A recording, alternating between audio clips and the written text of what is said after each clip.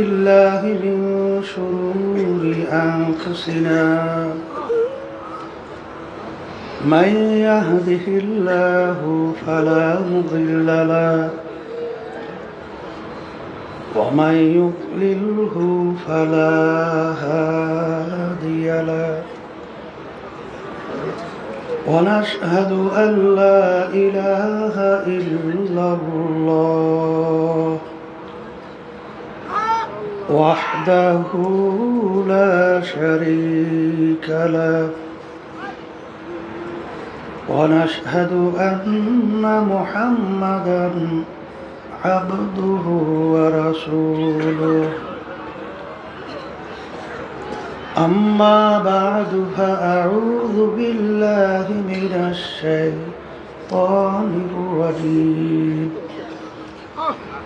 بسم الله الرحمن الرحيم يا أيها الذين آمنوا صلوا عليه وسلموا تسليما اللهم صل على سيدنا ونبينا شفيعنا وحبيبنا ومولانا محمد صلى الله عليه وعلى آله وأصحابه وبارك وسلم اللهم صل على سيدنا ونبينا شفيعنا وحبيبنا ومولانا محمد صلى الله عليه وعلى آله وأصحابه وبارك وسلم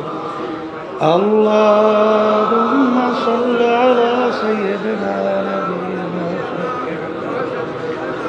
وحبيبنا ومولانا محمد صلى الله عليه وعلى آله وأصحابه وبارك وسلم أعوذ بالله من الشيطان الرجيم بسم الله الرحمن الرحيم قل إن صلاتي ونسكي ومحياي ومماتي لله رب العالمين صدق الله العلي العظيم وقال رسول الله صلى الله عليه وسلم إنما الأعمال بالنيات وإنما لامرئ ما نوى فمن كانت هجرته إلى الله ورسوله فهجرته إلى الله ورسوله ومن كانت هجرته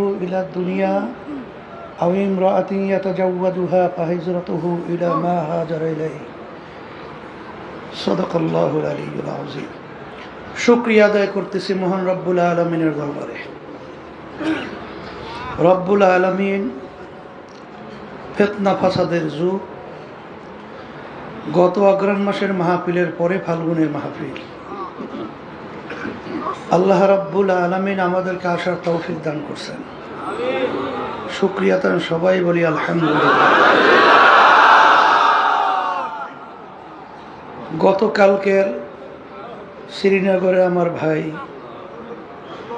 বলতেছিল আমি লঞ্চে থাকবো না, আমি মাঠে যাব। আসার পরে একটু পরেই দুনিয়া থেকে বিদায় হয়ে গেছে।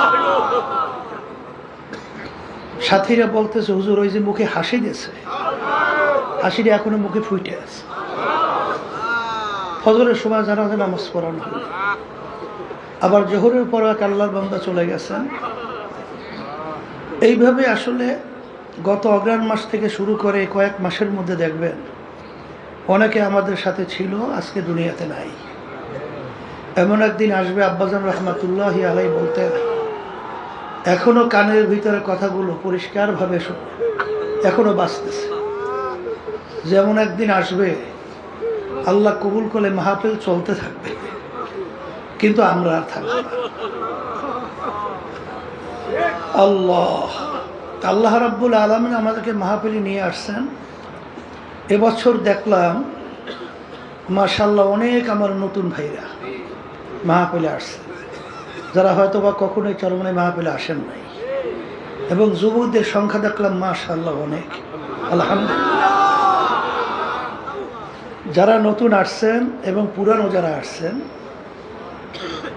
আজকে আমাদের দায়িত্বশীল প্রশাসনের বলতেছিল যেখানে ওরস হয়, তখন আমাদের দায়িত্বশীলরা বলতেছিল যে আমাদের এখানে ওরস হয় না, এখানে মাহফিল হয়। ওরস বলা হয় আনন্দ ফুর্তি, আর এখানে মাহফিল। এখানে আমরা আনন্দ ফুর্তির জন্য এই প্রতিষ্ঠান আল্লাহর কুতুবে প্রতিষ্ঠিত করে যাব। এই প্রতিষ্ঠান প্রতিষ্ঠিত করার মূল উদ্দেশ্য লক্ষ্য হলো, ওদিকে মনে হয় মাইকের শব্দে মনে হয় ঝামেলা করতেছে, দেখতেছে, দাঁড়ান। আচ্ছা, আপনারা ধৈর্য ধরেন, আলহামদুলিল্লাহ দেখতেছে। ওদিকে শব্দকে একটু বাড়ানো লাগবে নাকি? পিছনে শব্দগুলো দেখো, এখন শোনা যায়? আলহামদুলিল্লাহ। আব্বাজান রহমতুল্লাহ আলাই বলতেন যে আমরা ফুর্তি করি না, আমরা বেশি বেশি কান্দি। এই মাহফিল প্রতিষ্ঠিত কেন করা হয়েছে? বিশেষ করে আজকে উদ্বোধনী বয়ানের মাধ্যমে মাহফিল আনুষ্ঠানিকভাবে আলহামদুলিল্লাহ শুরু করা হলো। তা যারা আসছেন বাড়িঘর ছাইরা টাকা পয়সা খরচ কইরা, এখানে তো ওই তো 5টা মাঠ আমরা করছি, কিন্তু কোনো মাঠেই কিন্তু এখন সামাল দেওয়ার মতো পরিবেশ নাই। অনেক ভাইরা খোলা আকাশের নিচে পড়ে আছে। এত কষ্ট পায়খানা, প্রস্রাবখানা, গোসলে, চলাফেরায়। এর মূল উদ্দেশ্যটা কি? সর্বপ্রথম আমরা এখানে যারা আসছি, আমাদের নিয়াতকে আগে সহি করে নিতে হবে। এগুলা কিছু না, সব হইল ওখানে। কে বলছে এগুলা? এগুলো ভাও কথা, চেয়ারম্যান কয়, এটা কয় এই কথা। তা যেই কথা বলতে চাইছিলাম, যে আমরা এখানে যারা আসছি, সর্বপ্রথম আমাদের নিয়াতকে ঠিক করে নিতে হবে। কারণ আপনারা সবসময় শুনে থাকেন আব্বাজান রহমতুল্লাহ আলাই এই হাদিস শরীফ প্রতি উদ্বোধনী বয়ানেই তেলাওয়াত করতেন। আর সমস্ত মুহাদ্দিসিন কিরাম সবাই একমত, এই হাদিসের সনদ মুতাওয়াতির হাদিস।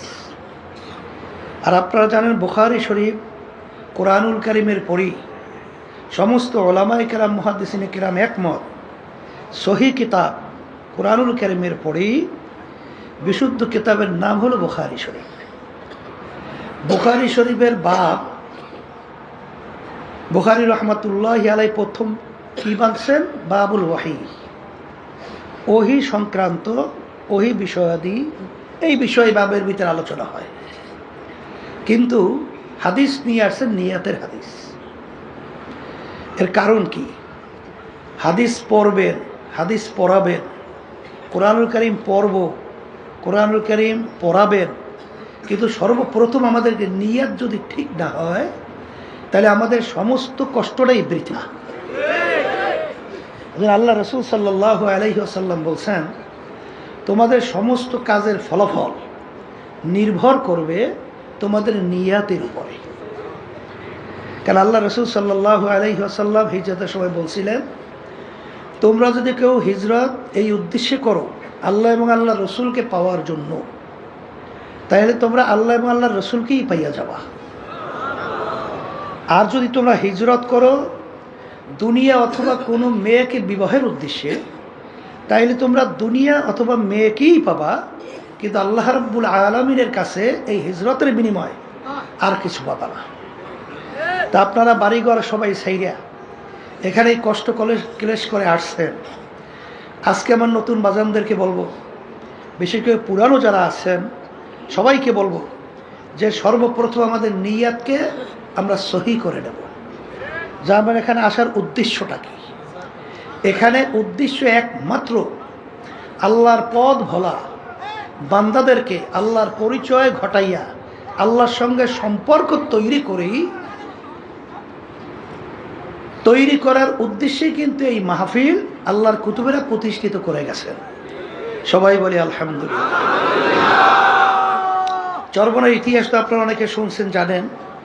তারপর আবার বলতেছি, চরমোনাইটা কিন্তু চতুর্পাশে নদী, একটা দ্বীপের মতো। কিন্তু আজকে চরমোনাই আল্লাহ রাব্বুল আলামিন শুধু বাংলাদেশ নয়, তামাম দুনিয়ার মধ্যে আল্লাহ রাব্বুল আলামিন প্রশংসা সহকারে এর পরিচয় ঘটাইয়া দিয়েছেন। এর পিছনে কোনো কারণ আছে না?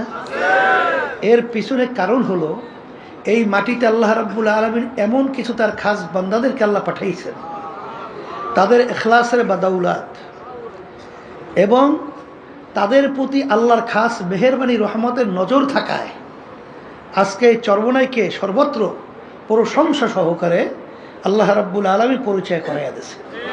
কথা ঠিক না?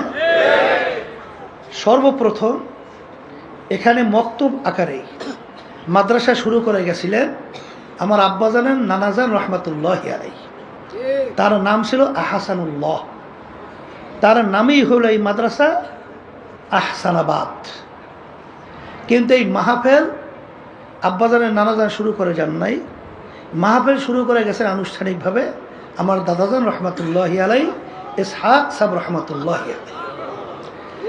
দাদাজান চলে যাওয়ার পরে এই বাগানের মালি হিসাবে দায়িত্ব পালন করছিলেন আমার আব্বাজান রহমাতুল্লাহি আলাইহি। আজকে কেউ আমাদের মাঝে নাই, আজকে আমাদের মসজিদের সামনে তারা ঘুমায় আছে। তার ধারাবাহিকতায় এই মাহফিল চলে আসছে, এখন পর্যন্ত চলছে। আমরা যারা খাদিমিন আছি আমরাও চেষ্টা করতেছি যে আল্লাহ রাব্বুল আলামিন আমাদেরকে ইখলাস নিয়ে আমাদের শায়েখদের নকশ কদমে এবং পুরা দিনের উপরে থাইকা কার্যক্রম পরিচালনা করার জন্যে আল্লাহর ফজলে চেষ্টা করতেছি। আপনাদের দোয়া এবং সহযোগিতায় আল্লাহ রাব্বুল আলামিন প্রতিষ্ঠান চালাইতেছে।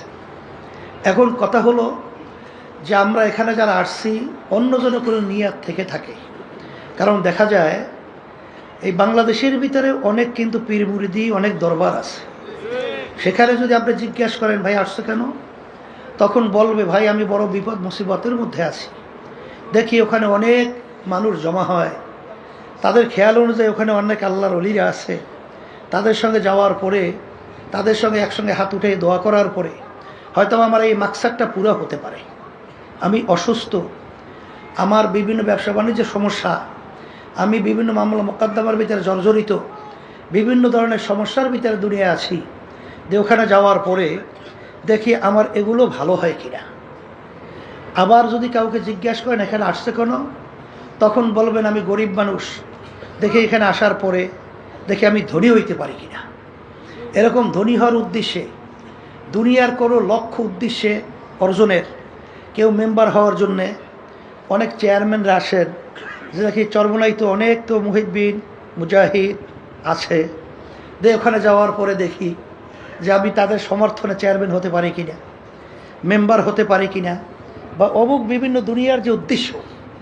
আমি প্রথম অবস্থায় উদ্বোধনী বয়ানে আপনাদেরকে অনুরোধ করব, এরকম যদি কেউ নিয়তে এসে থাকেন আল্লাহর হস্তে আপনারা নিয়তকে পরিবর্তন করেন। এখানে আমরা আসার মূল একমাত্র উদ্দেশ্য হলো আল্লাহ রাব্বুল আলামিনের সঙ্গে সম্পর্ক তৈরি করা, আল্লাহর খাস বন্ধ হওয়া, আল্লাহর খাস অলি হইয়া এখান থেকে যেন আমরা বিদায় হতে পারি। এই নিয়তে যদি আল্লাহর ফজলে আমরা বসতে পারি, নিয়ত অনুযায়ী আল্লাহ রাব্বুল আলামিন বরকত দান করবে। কথা ঠিক না? এরপরে আমার বাজানদেরকে বলবো, যখন আল্লাহ নিয়েই আসছে, এখানে যদি আমরা নিয়তকে পরিবর্তন করে বসি, আব্বাজান রহমাতুল্লাহি আলাইহির কথা, দাদাজানের কথা উদ্ধৃতি দিয়ে বলতেন যে তুমি একটা ঘর উঠাইছো, দক্ষিণ দিকে জানালা রাখছো।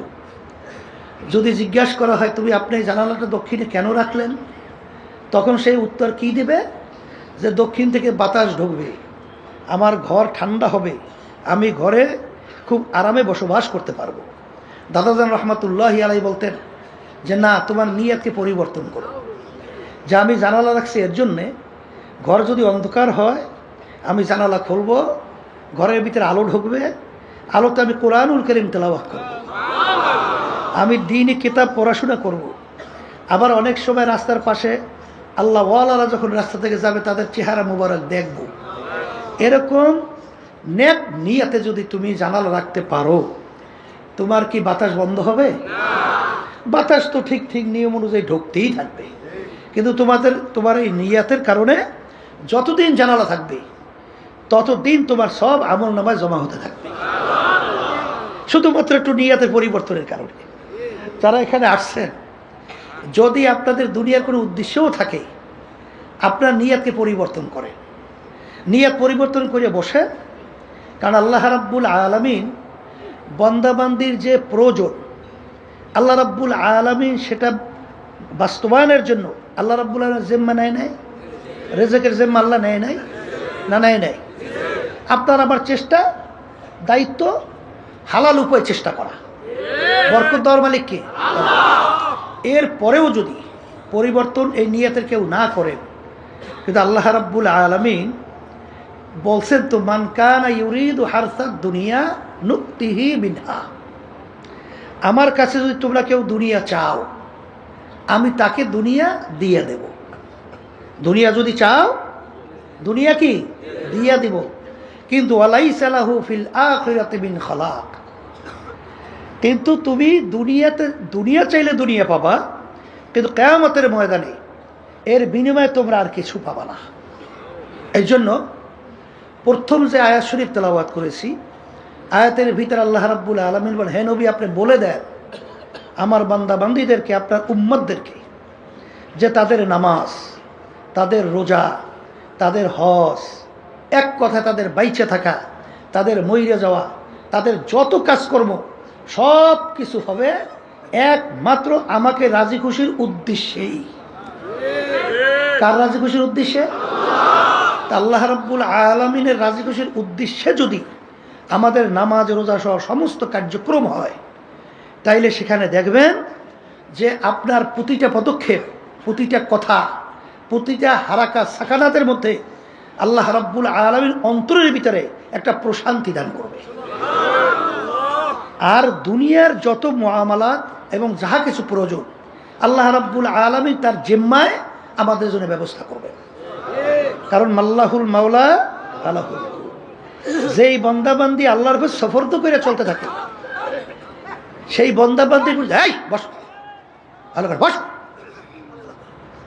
সেই বন্দাবান্দির জন্য আল্লাহ রাব্বুল আলামিন নিজে জিম্মাদার হয়।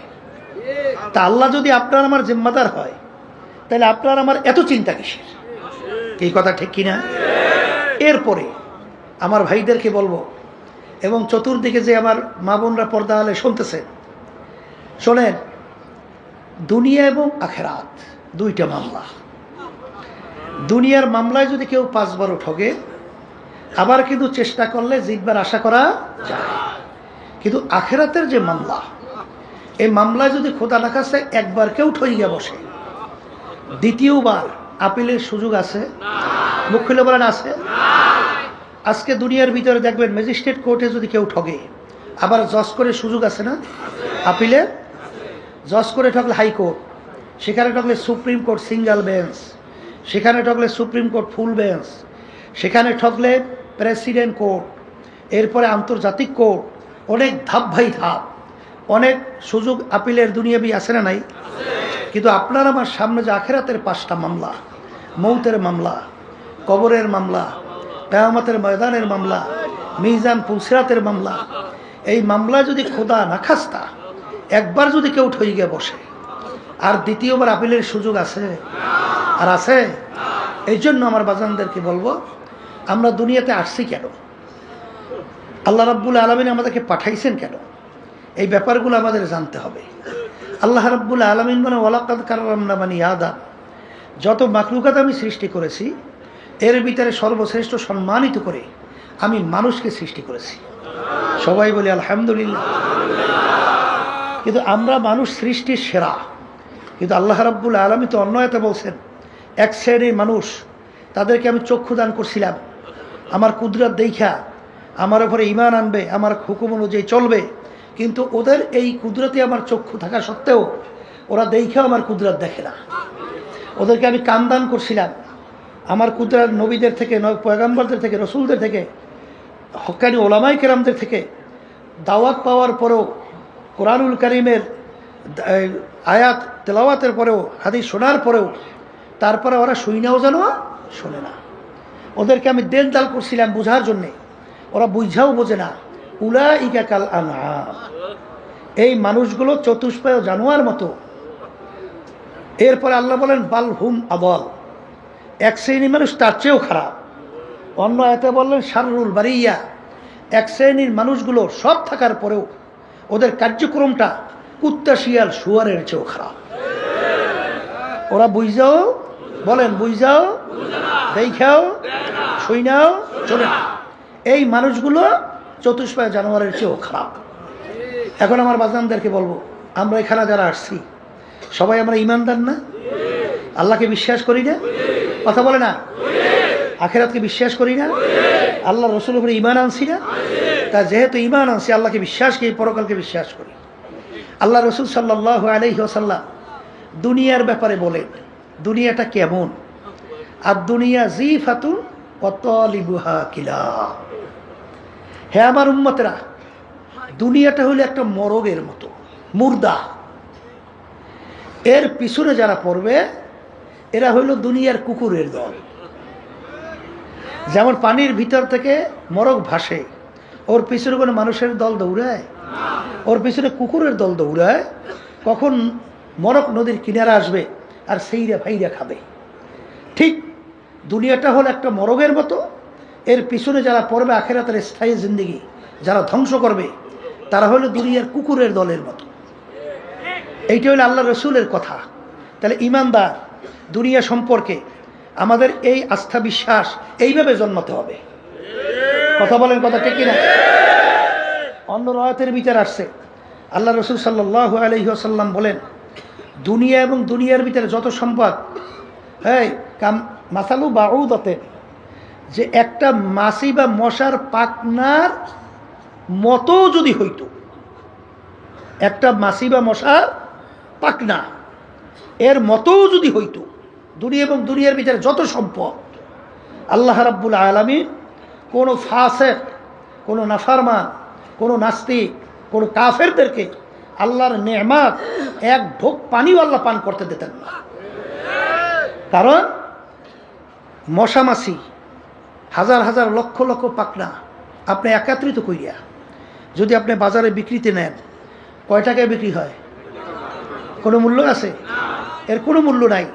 ঠিক আল্লাহ রসুল সাল্লাল্লাহু আলাইহি ওয়াসাল্লাম উদাহরণ দিয়ে বলেন যে মাছি মশার পাখনার মতো যদি হইতো, এই দুনিয়া এবং দুনিয়ার যত সম্পদ, চেয়ারম্যানে বলেন, মেম্বারি বলেন, এমপিগিরি বলেন, পীরগিরি বলেন, তারপর মুহাদ্দিসগিরি বলেন, শাইখুল হাদিসগিরি বলেন, ইমামগিরি বলেন, অমুক টমুক চেয়ারম্যান এবং বড় ধনী কথা বলেন, 10 তলা 20 তলা এরকম বাড়ির কোনো অভাব নাই, এরকম বহুত কিছু ডিসিগিরি, এমপিগিরি, ওই এসপিগিরি যাই বলেন, এর যত কিছু বলেন, আল্লাহ এবং আল্লাহ রসুলের কাছে একটা মাছির পাখনা পরিমাণও কোনো মূল্য নাই।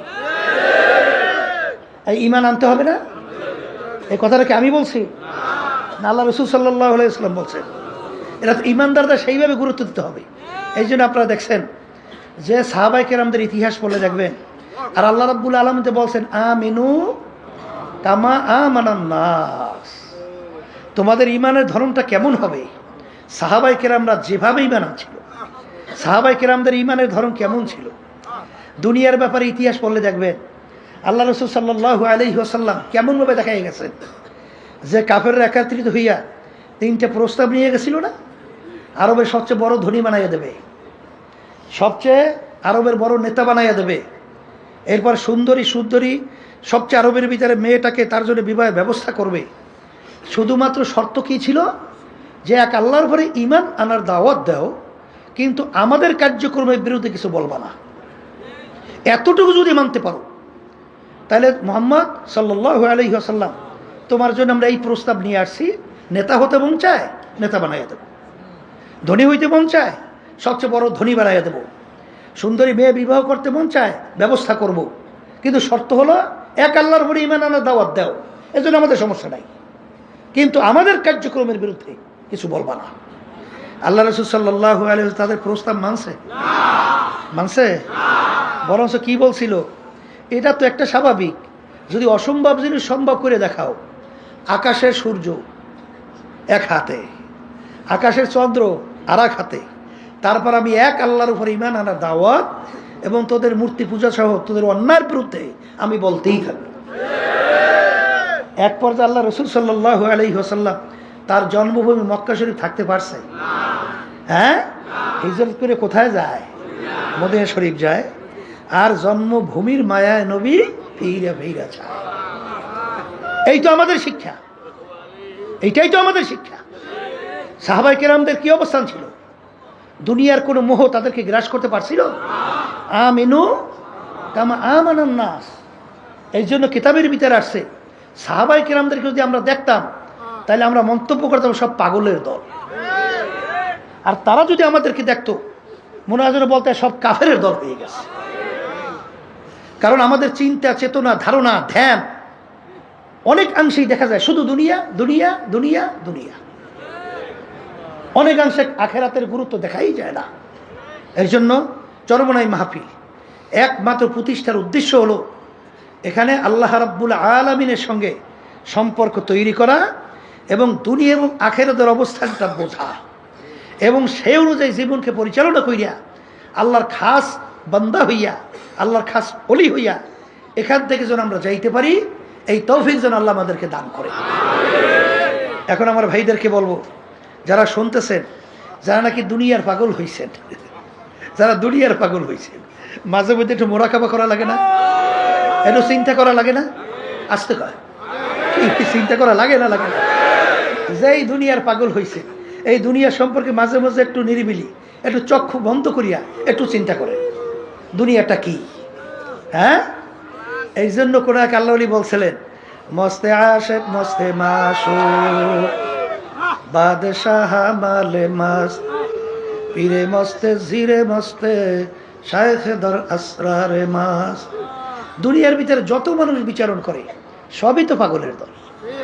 কেউ বা টাকা পয়সা বেশি কামাইয়ের জন্য পাগল, কেউ বা পীর হওয়ার জন্য পাগল, কেউ বা মুফতি হওয়ার জন্য পাগল, কেউ বা মুহাদ্দিস হওয়ার জন্য পাগল, কেউ বা শাইখুল হাদিস হওয়ার জন্য পাগল, কেউ বা খতিব হওয়ার জন্য পাগল, কেউ বা মেম্বার হওয়ার জন্য পাগল, কেউ বা চেয়ারম্যান এমপি মিনিস্টার হওয়ার জন্য পাগল, কেউ বা জমিদার অমুক টমুক সমুক সভাপতি সেক্রেটারি হওয়ার জন্য পাগল। এখন এই চরমনের অনেক মুজাহিদ দেখা যায় যখন কমিটি গঠন সর্বনাশ, এমন অস্থির হয়ে যায় কেমনে সভাপতি হইবে। এই চরমনায় আসার পরে এইটা শিখলেন, এইটা শিখলেন, এইটাই শিখলেন, আর কিছু শিখলেন না। কেমনে সভাপতি হইবেন, সেক্রেটারি হইবেন, এই জন্য পাগল হয়েছে। হাদিসের মধ্যে আসছে আল্লাহ রাব্বুল আলামিন কিয়ামতের ময়দানে দায়িত্ব অনুযায়ী প্রশ্ন করবে। কি অনুযায়ী? এই জন্য আল্লাহ নবীর ইতিহাস বলে দেখবেন দায়িত্ব দিলেও তারা নিতে চাইতো না।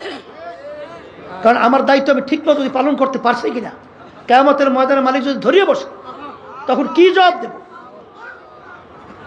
আল্লাহ রাসূল সাল্লাল্লাহু আলাইহি ওয়াসাল্লাম আপনারা জানেন যে বিদায়ের ভাষণে তিনি বলছিলেন, সাহাবারা তোমরা সাক্ষী থাকো, আমি আমার দায়িত্ব পালন করতে পারছি কিনা, তোমরা সাক্ষী থাকো। আল্লাহ রাসূল সাল্লাল্লাহু আলাইহি ওয়াসাল্লাম পারছেন, আপনার দায়িত্ব আপনি পালন করছেন, তোমরা সাক্ষী থাকো। আর অস্থির হয়ে গেছেন দায়িত্ব নেওয়ার জন্য। আল্লাহ যদি কবুল করে দায়িত্ব অটোমেটিক আসবে। আর সেখানে খাদিম হিসেবে চেষ্টা করবেন দায়িত্ব পালন করার জন্য। আর সেখানে পাগল হয়ে গেছেন, আমার সভাপতি বলবে, সেক্রেটারি বলবে, এটা নফস খুশি হইবে, শয়তান খুশি হয়।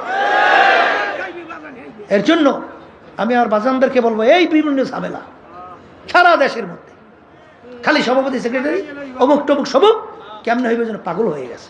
এই চরমনে আসার পরে এইটা আল্লাহ কুতু করে শিখাইছে? আমরা এইটা শিখাই?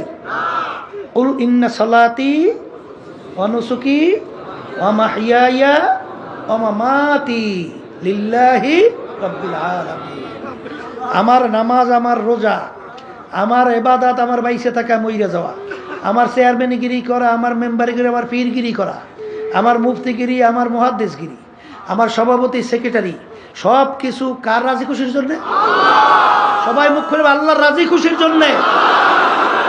আল্লাহ আপনি আমার জন্য, আমাদের সবার জন্য কবুল করে নেন। যেই দুনিয়ার পাগল হয়েছেন, এই দুনিয়া সম্পর্কে আল্লাহ রাসূল সাল্লাল্লাহু আলাইহি ওয়াসাল্লাম কি বলছেন? একটা মরক, একটা কি, আর এর পিছনে যারা পড়বে কুকুরের দল। আর অন্য হাদিসে কি শুনছিলেন? যদি একটা মাছি মশার পাকনার পরিমাণও মূল্য হইতো আল্লাহর কাছে, কোনো দুনিয়াদারদেরকে এক ঢোক পানিও আল্লাহ নেয়ামত পান করতে দিতেন না। এটা ঈমান আনা লাগবে না? কথা বলে না? কি লাগবে কি লাগবে না? এই জন্য যারা নাকি দুনিয়ার পাগল হইছেন, একদিন কিন্তু পাগলামি শেষ। শেষ কি না? এই দুনিয়ার ভিতরে বহুত বাদশাহ, ফেরাউনের ইতিহাস, সাদ্দাদের ইতিহাস, নমরুদের ইতিহাস, বড় বড় অনেক নেতাদের ইতিহাস, নেত্রীদের ইতিহাস কি দেখছেন? এখন দিয়ে সব মাটির তলে পড়িয়ে আছে। ওই কোনো শব্দ আছে? আর মাতুকবাড়ি সর্দারি কিছু আছে? এখন তো এই পায়খানা প্রস্রাব দিয়ে কুকুর, কুত্তা, শিয়াল, অন্য অন্য যে প্রস্রাবও করে, খবর লড়াইতে তো পারে না। কি পারে? এই যে তামাম দুনিয়ার ভিতরে দেখছেন যে বাদশাহী করছিল মোর 4 জন, তামাম দুনিয়ার 2 জন মুসলমান, 2 জন অন্য জাতি।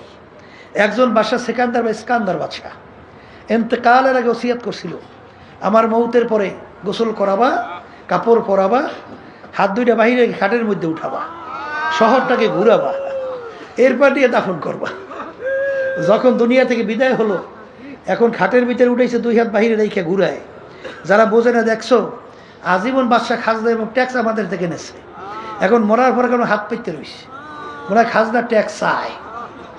আর বিজ্ঞ আলেমরা বলতেছে, বোকা তোরা তো বোঝো নাই, বাদশাহ সেকান্দার ওসিয়াত করছে মৌতের পরে এরকম রাইখা ঘুরাইয়ে দাফন করার জন্য। তিনি তামাম দুনিয়ার মানুষকে বুঝাতে চায়, এ তামাম দুনিয়ার মানুষেরা, আমি বাদশাহ সেকান্দারের মতো এত বড় বাদশাহ তামাম দুনিয়া পরিচালনা করলাম, মনে হয় দ্বিতীয় হইতে আর পারবি না। কিন্তু যখন ঠিক আমি কবরে রওনা করলাম, হাত 2টার দিকে তাকাই দেখ খালি, এই খালি হাত দিয়ে কিন্তু কবরে রওনা করো। আর বাদশাহী সবই তো রয়ে গেল, কিছুই তো নিতে পারলাম না। এই জন্য আমার বাজানদেরকে বলবো, যারা আজকে দুনিয়ার পাগল হয়েছেন, এই সম্পদের পাগল হয়েছেন, মনে এত অনেক সময় অনেক দেখা যায় মুরব্বী হইয়া এত অসুস্থ, তখন এসে দুনিয়ার ব্যাপারে মনে হয় যে এমনভাবে আমাদেরকে উপস্থাপন করে, মনে করি যে সিরিয়ে যায়। ওদিকে আখেরাতের ব্যাপারে, কবরের ব্যাপারে চিন্তা নাই। এই চিন্তাটা যদি না করেন, তাহলে দুনিয়াটা যদি বোঝেন, ঠিক দুনিয়ার পাগলামি আপনি করতে পারবেন কোন পর্যন্ত? যে কয়দিন চক্ষু খোলা। চিরতরে যেদিন চক্ষু বন্ধ, তখন কি বলবে? পীর সাহেব ঘুমাই রয়েছে বলবে না, লাশ পড়িয়ে রয়েছে। মেম্বার ঘুমাই রয়েছে বলবে না, মেম্বারের লাশ পড়িয়ে রয়েছে। চেয়ারম্যান ঘুমাই আছে বলবে না, চেয়ারম্যানের লাশ পড়িয়ে আছে। অমুকে ঘুমাই আছে বলবে না, লাশ পড়িয়ে আছে। এখন দেখেন, একটা মশা মাছিও তাড়ানোর শক্তি আপনার আছে? আর পারবেন? এখন সাদা 3টে কাপড় দিয়ে প্যাঁচ দিয়ে দিয়ে আপনার আটকাইছে, মাথার ভিতরে দিতেছে, বা মাজার ভিতরে তো বাঁধতেছে, এখন পায়ের ভিতরেও বাঁধতেছে। এই জন্য আমার আব্বাজান রহমতুল্লাহ আলাইহি বলতেন, সাপ সোজা হবি তো মইরা সোজা হওয়ার আগে সোজা হও। সোজা তো হওয়া লাগবে, মরার আগে হ, মরার পর সোজা হইলে কোনো লাভ নাই। এই জন্য সোজা তো হবা। ওই 3টে সাদা কাপড় দিয়ে যখন বাঁধবে, তখন তো একেবারে প্যাকেট। প্যাকেট তো হবা ঠিক, কিন্তু প্যাকেট হওয়ার আগে সোজা হও। কথা ঠিক কিনা? এই জন্য আমার বাজানদেরকে বলবো, যারা চরমনাইতে আসছেন, আল্লাহ রাব্বুল আলামিন, ইন্নাল্লাহা লা ইয়ানজুরু ইলা সুওয়ারিকুম ওয়া আ'মালিকুম ওয়ালাকিন ইয়ানজুরু ইলা নিয়াতিকুম ওয়া কুলুবিকুম, আও কামা ক্বালা আলাইহিস সালাতু ওয়াস সালাম। আল্লাহ রাব্বুল আলামিন শুধুমাত্র আপনারা বাহ্যিক আমলের দিকে তাকাই থাকে না, তোমরা আমার দিলের দিকে তাকাই থাকে। বন্দাবাদীর দিলের অবস্থানটাকে, নিয়ত তো দিলের মধ্যে। তা যারা আসছেন, যখন আল্লাহ নিয়েই আসছেন, কষ্ট যখন করবেনি, তখন নিয়তটা পরিবর্তন করা যায় না? আসতে কয় যায় না? এখানে কেন আসছি? একমাত্র আল্লাহ রাব্বুল আলামিন রাজি খুশির উদ্দেশ্যে। কথা ঠিক আছে? এরপরে দুনিয়ার জিম্মাদার আল্লাহর উপর ছাড়িয়ে দেন। কথা ঠিক না ভাই? ঠিক। আর বাজানদেরকে বলবো, আল্লাহ রাব্বুল আলামিন যদি তার এই হুকুম অনুযায়ী বান্দাবান্দি চলে, দুনিয়ায় কোনো পেরেশানিতে আল্লাহ রাখে? বলেন তো, রাখে? আসবত ইতিহাস নাই, কিন্তু দুকিস্তি পর নেহাদানকে চেরা যায়। যদি 2 নৌকার ভিতরে পা লাগান, তাহলে কিন্তু বিপদ আছে। কথা কয় না? কারণ আল্লাহ রাসূল সাল্লাল্লাহু আলাইহি ওয়াসাল্লাম কি বলছেন? এই দুনিয়া এবং আখিরাত কাজ জরুরাতাই, 2 সতীনের মতো সম্পর্ক। কেউ যদি দুই সতীনকে কোনো বেটা একত্রে দুই স্ত্রীকে খুশি রাখতে পারে? একজনকে খুশি করলে আরেকজন বেজার হয়। আল্লাহ রসুল সাল্লাল্লাহু আলাইহি ওয়াসাল্লাম সতীনের সাথে উদাহরণ দিয়ে বলেন যে যদি তোমরা দোনোটাকে খুশি করতে চাও, এটা একটা অসম্ভব। যেরকম নাকি দুই নৌকার ভিতরে কেউ যদি পা রাখে, দুই নৌকা যখন দুই দিকে সরতে থাকে তখন ফাইরা সেইরা ধ্বংস হওয়া ছাড়া আর কোনো গতি থাকে? এর জন্য যে যদি কেউ দুনিয়াকে খুশি করতে চান, আখেরাত বেজার হবেই হবে। আবার আখেরাতকে যদি কেউ খুশি করে, দুনিয়া বেজার হবেই হবে। দুটোটাকে একাত্রে খুশি রাখা চরমনে এখনো কিছু বোঝাই। আল্লাহর তো সংখ্যা একেবারে কম এখন আল্লাহর রহমতে। ওদিকে নেতাদেরকেও খুশি করতে যায়, আবার মসজিদে দিয়ে নামাজ পড়ে আল্লাহরে খুশি করতে যায়। আছে না নাই? আরে অনেক সংবাদ তো আমাদের কাছে আসে, আছে না? যায় নামাজ পড়তে, রুকুতে যায়, সেজদায় যায়, সুবহান রাব্বিয়াল আলা কইয়া তাসবিহ আদায় করিয়া মালিককে খুশি করার জন্য সেজদায় পড়ে। ওদিকে আবার নামাজ পড়ে বাইরে নেই মেয়ে, এখন আবার নেতা এবং দুনিয়ামুখী যে মাতুব্বা, এদেরকে খুশি করার জন্য চেষ্টা করে। হাদিসের মধ্যে পরিষ্কার আসছে, ফাসিকদের যখন কোনো প্রশংসা করা হয়, আল্লাহ রাব্বুল আলামিনের আরশ থরথর করে কাঁপতে থাকে। এক সাইডে বর্তমানে বেরোইছে, ফাসিকদের প্রশংসা এমন ভাবে শুরু করে মনে হয় যেন এখন মাত্র আল্লাহর ওলি নাজেল হয়েছে। নাউযুবিল্লাহ। আল্লাহর আরশ কাঁপতে থাকে থরথর করে, আল্লাহ সহ্য করে না। এই জন্য আমি আমার বাজানদেরকে বলবো, তুমি আল্লাহকে রাজি খুশির উদ্দেশ্যে কাজ করো, দেখবা সব আল্লাহ রাব্বুল আলামিন তোমার প্রতি আন্তরিকতা আল্লাহর পক্ষ থেকে তৈরি করে। কথা ঠিক কিনা? হাদিসের মধ্যে কি আসছে? আল্লাহ রাব্বুল আলামিন যে বান্দা-বান্দীকে পছন্দ করেন ফেরেশতাদের ভিতরে ঘোষণা করে, এবং ফেরেশতাদের মাধ্যমে আল্লাহ রাব্বুল আলামিন সমস্ত মাখলুকাতের মধ্যে ঘোষণা করায় যে আমি অমুককে মহব্বত করে তোমরাও করো। তার বাস্তবতা দেখছি। আল্লাহ কুতুব ফজলুল করিম রাহমাতুল্লাহি আলাইহি আল্লাহর কুতুবের ইতিহাস শোনেন, পড়লে দেখবেন যে কীভাবে আল্লাহ রাব্বুল আলামিন তাদের অন্তরের ভিতরে মহব্বত পয়দা করে। এটা আপনার আমার কিছু নাই। এর জন্য আমার ভাইদেরকে বলবো, নতুন বাজানরা যারা আসছেন, যখন আল্লাহ নিয়েই আসছেন, নিয়াতকে পরিবর্তন করা যায় না? যায় যায়? কোনো সমস্যা? হ্যাঁ, তার নিয়াতকে পরিবর্তন করে বসেন। যদি বসতে পারে তা আল্লাহ রাব্বুল আলামিন ওয়াল্লাযীনা জাহাদু ফীনা লানাহদিয়ান্নাহুম সুবুলানা ওয়া ইন্নাল্লাহা লামাআল মুহসিনিন। আল্লাহ রাব্বুল আলামিন বলে, বান্দাবান্দি যদি আমাকে রাজি খুশির উদ্দেশ্যে তুমি যদি রাস্তায় নামতে পারো, যত বিপদ মুসিবত পাহাড় পরিমাণ তোমাদের সামনে আসবে, আমি তোমাদেরকে বলতেছি তোমাদের জন্য চলার জন্যে আমি একটা দুইটা না বহুত রাস্তা খুলে দেব। রাস্তা কে খুলবে? আপনার আমার এত টেনশন কেন? আপনার আমার এত চিন্তা কেন? রাস্তা তো খোলার দায়িত্ব আল্লাহ নিছে, কথা বলে না? কিভাবে খুলবে? আপনার আমার জেহেনে ধরবেও না। ইউসুফ নবী আলাইহিস সালাতু ওয়াস সালামকে বিবি জুলাইখা 7 দরজার ভিতরে তালা মারছে। দরজা কয়টা?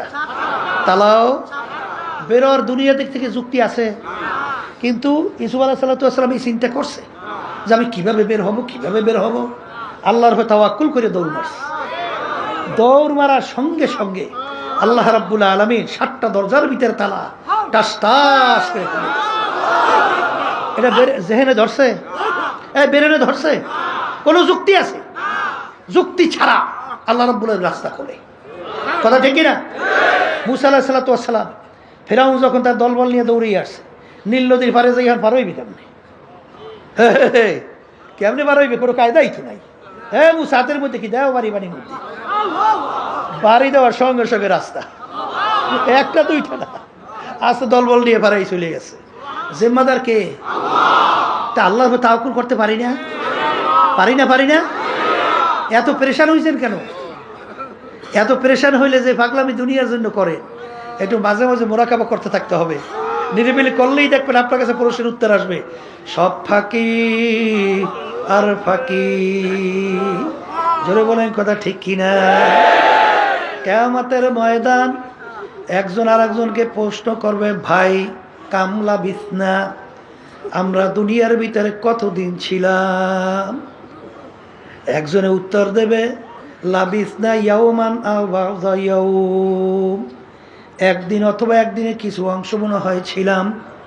আর একজনে বলবে, না না, যারা হিসাব রাখছে তারাই বলতে পারবে। ফাস আলিল আদি, আমার তো মনে হয় ঘরের এক দরজার থেকে ঢুকছিলাম, অন্য দরওয়াজা থেকে বের হয়ে আসলাম, ঢুকলাম বের হইলাম, এতটুকু তো আমার কাছে দুনিয়ার মনে হইল। এই আল্লাহর বান্দারা, পর্দা আলে মা বোনেরা, একটু মাঝে মাঝে একটু মুরাকাবা না করলে সে মানুষের মধ্যেই পড়ে না। কারণ আসলে আমরা দুনিয়াতে কেন আসলাম, আল্লাহ আমাদেরকে কেন পাঠাইলেন, আমরা ছিলাম কোথায়, আছি কোথায়? এই বসাই দাঁড়াও, তোমরা কি করো, যারা সবাই বসাই দিয়ে, আমরা ছিলাম কোথায়, আছি কোথায়, রওনা করব কোথায়? দুনিয়া কিন্তু ক্ষণস্থায়ী, দুনিয়া দেখতে না দেখতে শেষ হয়ে যায়। আর আখেরাতের জিন্দেগি শুরু হবে, আর কোনো দিন শেষ নাই। বাজান সবসময় মনকে বুঝাইয়েন যে আল্লাহ রাসূল সাল্লাল্লাহু আলাইহি ওয়াসাল্লাম দুনিয়া সম্পর্কে বলছেন, আলী তুমি দুনিয়ার তোমার হায়াতকে কি কেমন তুমি মনে করো, কত দূরে কেমন নিকট তুমি মনে করো? আলী রাদিয়াল্লাহু তাআলা আনহু বলছিলেন, হে আল্লাহর রাসূল, আমি যখন নামাজের জন্য ওযু করতে যাই তখন আমি খেয়াল করি আমার জীবনের শেষ ওযু এই নামাজের শেষ হইতে পারে, সামনের ওয়াক্তের নামাজের জন্য সুযোগ আর নাও পেতে পারি। আল্লাহ রাসূল সাল্লাল্লাহু আলাইহি ওয়াসাল্লাম বলেন, আলী তুমি তো ভুল করছো এক নামাজ থেকে অন্য নামাজ আসতে, মাঝখানে অনেক সময়ের ব্যবধান। আলী মৃত্যু তো এত দূরে না। বাজার লঞ্চের থেকে আল্লাহর বান্দা নামতেছিল, আমি মাঠের ভিতরে যাব, মাঠের ভিতরে আসতে না আসতে এরপরে আসতে ঢইলা পড়লো, চিন্তাও করতে পারে না আর বাড়ি জ্যান্ত অবস্থায় যাইতে পারবে না। আখারে আলী, তুমি যখন নামাজের ভিতরে ডান দিকে সালাম ফিরাও তখন তুমি খেয়াল করো বাম দিকে সালাম ফিরাতে পারে কিনা। এই হইল দুনিয়া। আর আখিরাতের জিন্দেগি সম্পর্কে আল্লাহ রাসূল সাল্লাল্লাহু আলাইহি ওয়াসাল্লাম বলেন, তামাম দুনিয়া যদি একটা গোডাউন বানাও, জমিন থেকে আসমান, পশ্চিম থেকে পূর্ব, উত্তর থেকে দক্ষিণ, এই পুরা জমি এই গোডাউন যদি সরিষা দিয়ে ভইরা দাও, একটা পাখিকে যদি বলা হয় কবুতর পাখি, একটা সরিষার দানা খাবা, আবার 500 বছর পরে আর একটা সরিষার দানা খাবা, এরকম 500 বছর পর পর একটা সরিষার দানা খাইতে খাইতে তামাম দুনিয়াময় সরিষা একদিন না একদিন শেষ হবেই হবে।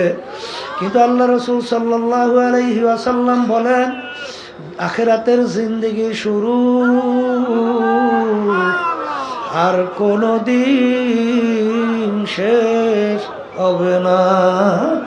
হে দুনিয়াদার পাগল আমার বাবারা, হে পীর মুফতি মুহাদ্দিস আমার বাবারা, হে এমপি মিনিস্টার চেয়ারম্যান বড় ধনী আমার বাবারা, হে সভাপতি সেক্রেটারি আমার বাবারা, দুনিয়া কিন্তু শান্তির জায়গা না। আর দুনিয়া দারুল মেহনে ওয়াল বালা, দুনিয়াটা হলো কষ্ট ক্লেশের জায়গা, বালা মুসিবতের জায়গা। এই ঠান্ডা, এই গরম, এই রোগ ব্যাধির কোনো শেষ নাই, শত্রু মিত্রর কোনো অভাব নাই। এই ছেলে কথা শোনে না, মেয়েরা কথা মানে না, স্ত্রী কথা শোনে না, স্বামীরা কথা শোনে না। বাজান রোগ ব্যাধির কোনো শেষ নাই, শত্রু মিত্রর কোনো শেষ নাই। এরকম করতে করতে করতে করতে একটু আয়নার সামনে চেহারার দিকে তাকাও, দেখো কাঁচা দাড়িগুলা পাইকা সাদা হয়ে গেল, দাঁতগুলা পইরা গেল। আহারে, আগে ল্যাংটা হইয়া দৌড়াদৌড়ি করলাম, এখন লোকজনে বলে বুড়া মেয়া। আখারে মুরব্বী আসছে, অনেক সময় নামাজের কাতারে পিছনে দাঁড় হইলে আপনি মুরব্বী মানুষ কেন পিছনে তার হয়েছেন, সামনে আসেন। বাজানটাই না সামনে দিয়া দেয়। দুনিয়া এবং আখিরাতের ব্যাপার যদি একবার তোমার আমার দিলের ভিতরে বইসা যায় বাজান, তখন তুমি দেখবা দুনিয়া যদি সব তোমার আমার পায়ের উপরে ফেলাইয়া রাখা হয়, দেখবা আল্লাহর ফজল ও করমে ওই দুনিয়ার প্রতি তোমার আমার একটু মন দের চলবে না।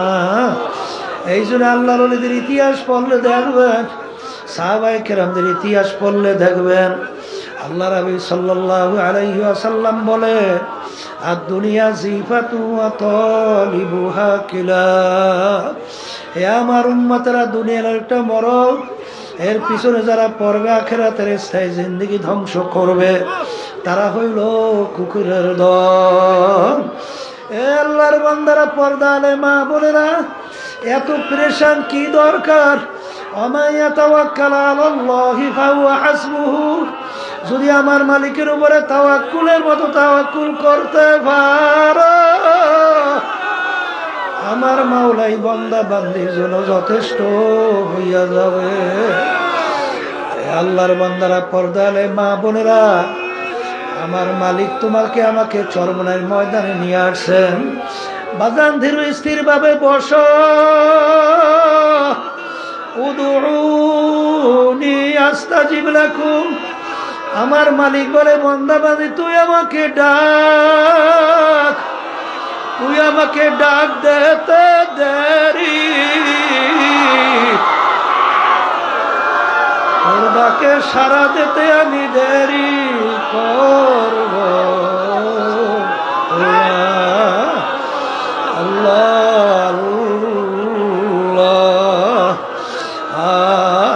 এই আল্লাহর বান্দারা, হে পর্দার আড়ালের মা বোনেরা, এই মাঠের ভিতরে অনেক আল্লাহওয়ালারা আছে বাজান। তাদের নজর যদি আল্লাহর ফজলে তোমার আমার প্রতি একটু লাইগা যায়, ওয়াকুনু মা'আস সাদিকিন।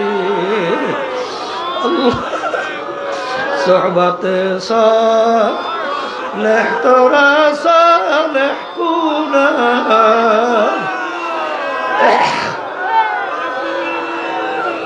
সোহবতে তালেহ তোরা তালেহ কুনা। এক জামানা সোহবতে বা আউলিয়া বেহতরা সাদ সালে তাআত বেরিয়া গেলে খুলব এদার হাম্মামে রোজ রসিদাল দাস্তে মাহবুব বাদস্তান। সৎসঙ্গে স্বর্গবাস, অসৎসঙ্গে সর্বনাশ। অনেক প্রমাণ এই মাঠের মধ্যে আছে। আমার কাছে বলতেছিল, আমার দিলটা পাথরের চেয়েও শক্ত, আরে চোখে পানি আসা তো দূরের কথা, কিন্তু চরমনাইয়ের ময়দানে আসার পরে আরে আল্লাহর বান্দারা যখন নাকি হালাতে বুলবা অবস্থায় দৌড় মারল, আজকে আমার শরীরের সঙ্গে একটা কারেন্টের মতো শক লাগাইয়া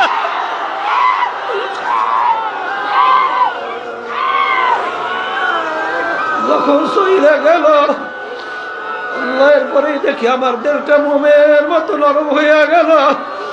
এরপরে দেখি এত চেষ্টা করি চোখে পানি থামানো যায় না।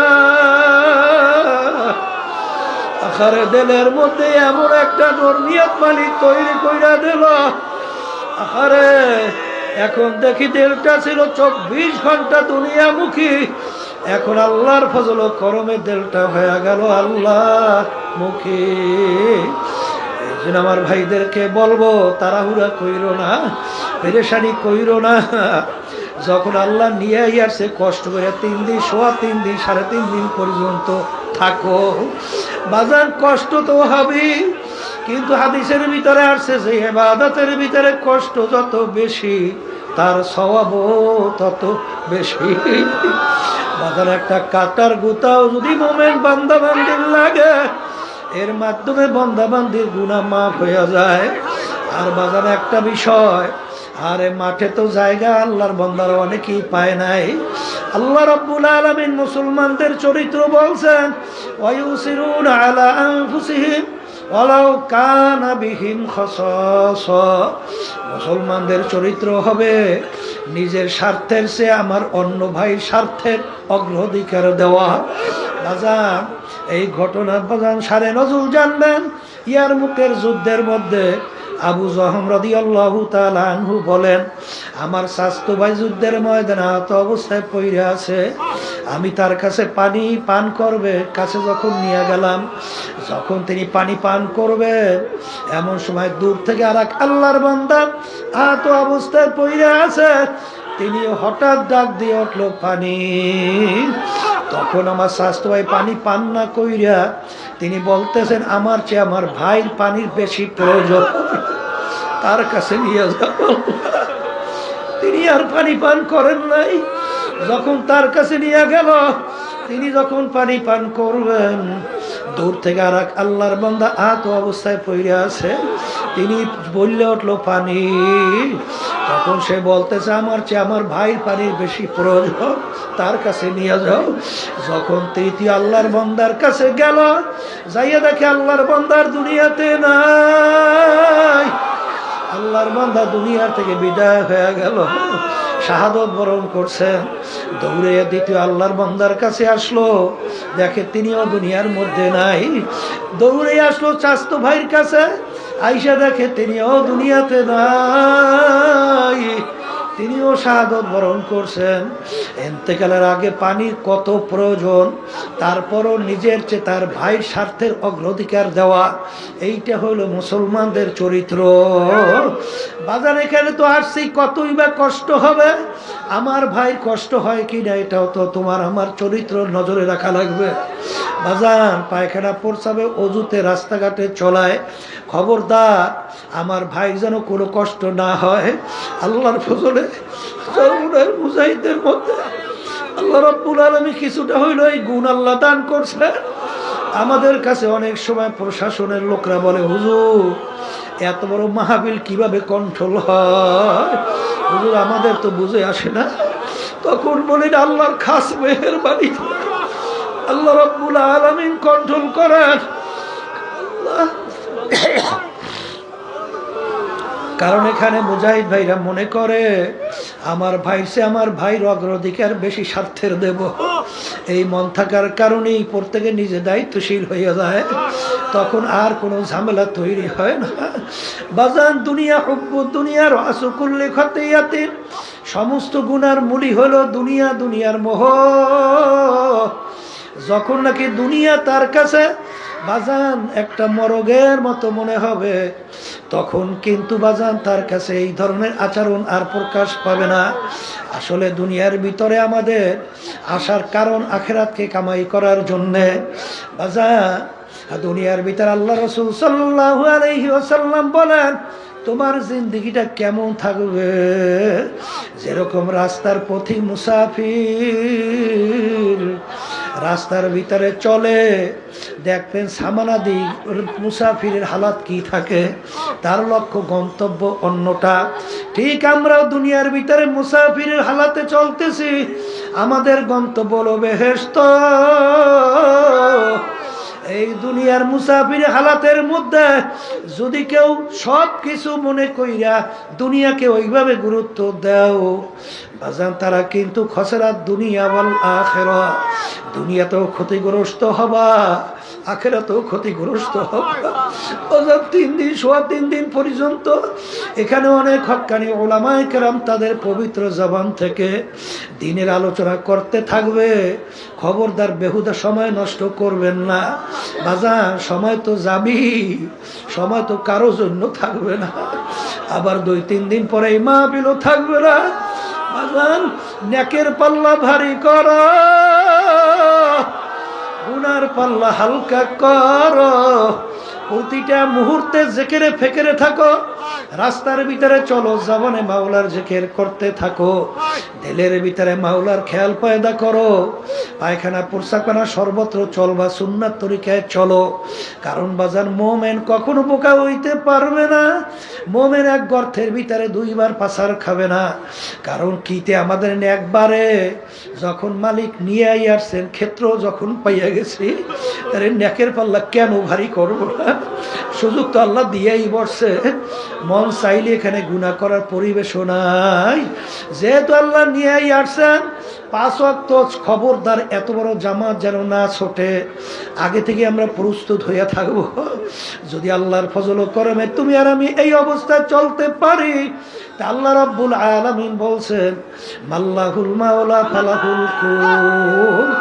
বান্দা বান্দি যদি আমার উপর তাওয়াক্কুল মতো তাওয়াক্কুল করতে পারে, ওই বান্দা বান্দি যা প্রয়োজন আমি মাওলাই যথেষ্ট। এই জন্য আমার বাজানদেরকে বলবো, খবরদার নূতন যেই বাজানরা আসছেন, বাজান মন তো অনেক কিছু চায়, কিন্তু পীর মুরিদির মূল উদ্দেশ্য কোনটা? হিম্মত বলন্দ খুলুসিয়াত ভিতরে পয়দা, অমুকে পারে আমি কেন পারবো না? বাজান আরাম তো শরীরে চাবি, আরামও দেব, সবই ঠিক আছে, কিন্তু বাজান ইবাদতের ভিতরে আমার সময়টা একটু বেশি কাটানো লাগবে। এই নিয়তে যদি আমরা চলতে পারি, আল্লাহ রাব্বুল আলামিন বরকত দান করবে।